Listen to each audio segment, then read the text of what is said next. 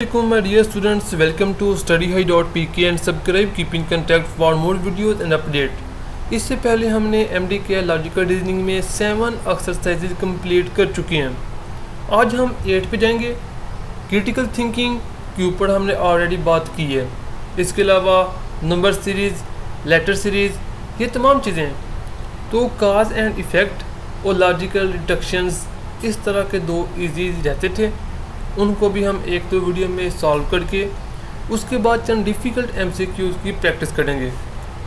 और इंशाल्लाह उम्मीद है इस तरह की लॉजिकल रीजनिंग के जितने भी नंबर हैं 10, इंशाल्लाह वो 10 के 10 आपके हक़ में ही आएंगे। हम इसकी थोड़ी थोड़ी प्रैक्टिस ही इतनी कर देंगे कि जब तक पेपर आएगा डिफ़िकल्ट से डिफ़िकल्ट MCQs भी आपके लिए सॉल्व करना आसान हो जाएगा।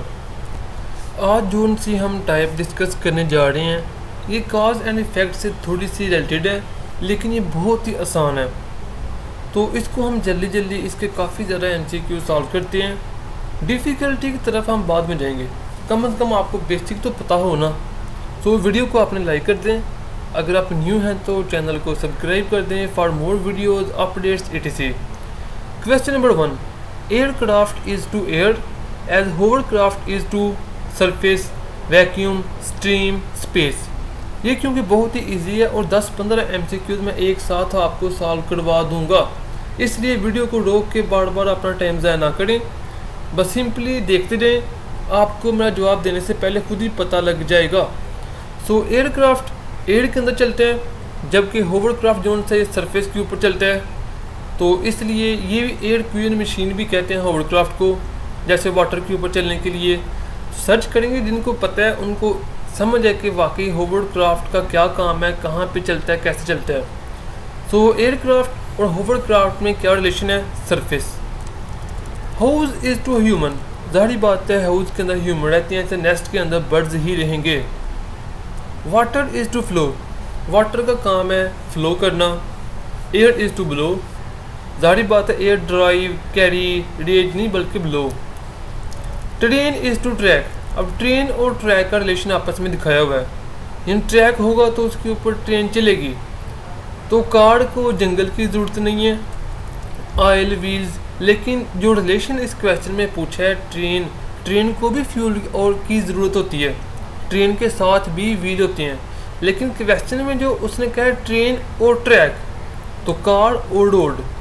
तो डिफ़िकल्ट MCQ आएंगे तो फिर आपको इस तरह की जजमेंट हेल्पफुल होगी। Kitten is to cat as cub is to, तो पहली बात आपको ये पता होनी चाहिए कि जो कब है ये क्या होता है।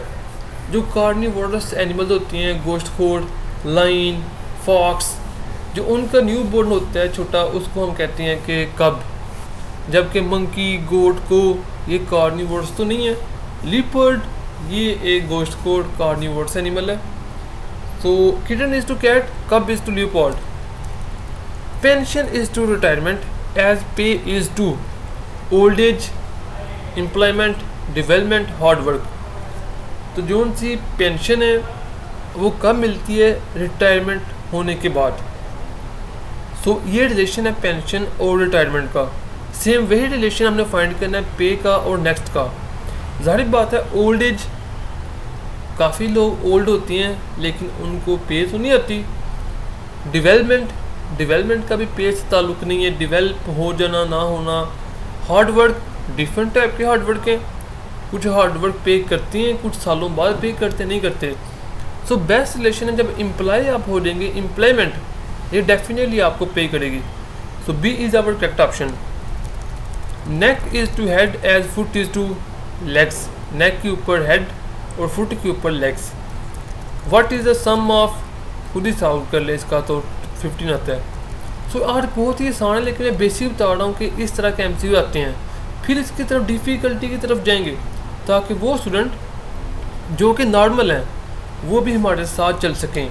Lamp is to ship as calf is to, calf means young को। सो लैम्प का शिप से रिलेशन है तो कॉफ का अपने को से होगा डेफिनेटली। BAABABBAC जो भी लफ्ज़ है ये इससे रिलेटेड है, तो ये किससे होगा? अगर आप गौर करेंगे तो B को उन्होंने 2 के इक्वल लिया है, A को 1 के, C को 3 के। तो सेम वही चीज़ यहाँ पुट कर देंगे, सी की जगह 3 आ जाएगा, ए की जगह 1 आ जाएगा, बी की जगह 2 आ जाएगा, तो हमारे पास करेक्ट ऑप्शन बी ऑप्शन आ जाएगा।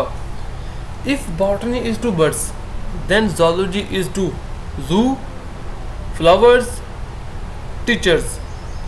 तो पहली बात ये कि जो सी बॉटनी है वैसे तो वो प्लांट्स को डील करती है, लेकिन इसमें ये ज़ूलॉजी की ब्रांच को डील कर रही है। ज़ूलॉजी की एक ब्रांच होती है जो कि बर्ड्स को भी डील करती है। सो बॉटनी अगर ज़ूलॉजी की एटम्स को डिस्कस कर रही है तो ज़ूलॉजी डेफिनेटली प्लांट्स को, तो रिलेशन है ना। अगर ऐसा होता है तो फिर ज़ूलॉजी क्या करती है, फिर ज़ूलॉजी ऑटोमेटिकली बॉटनी की स्पीशीज़ को स्टडी करेगी। तो इस तरह से आपस में रिलेशन फाइंड कर सकते हैं। फैन इज़ टू एयर, पंखे का काम है हवा देना, बल्ब का काम है, मेजर काम लाइट देना।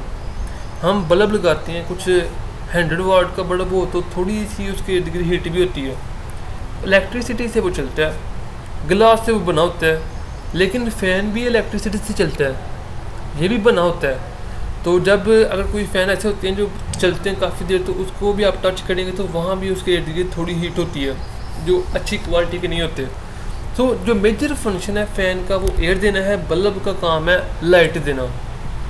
Fan is to electricity as engine is to, electricity होगी तो फ़ैन चलेगा, फ्यूल होगा तो इंजन चलेगा। Skype is to talk as YouTube is to eat, play, listen, watch. Car is to drive as a horse is to ride. तो ये सबसे आसान था अब तक।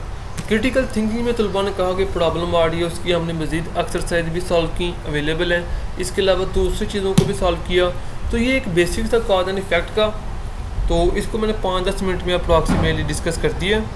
मज़ीद डिफ़िकल्टी की तरफ भी जाएंगे ताकि इसमें से कोई भी आपका मिस ना हो जाए। Hope you best of luck, best wishes, like, subscribe to keep in contact for more videos and updates and helping material related to NMDCAT 2021। तो इंशाल्लाह बहुत ज़्यादा लेटेस्ट मटेरियल भी आने वाला है related to this MDCAT according to new syllabus। Hope you best of luck, best wishes, Allah हाफिज़।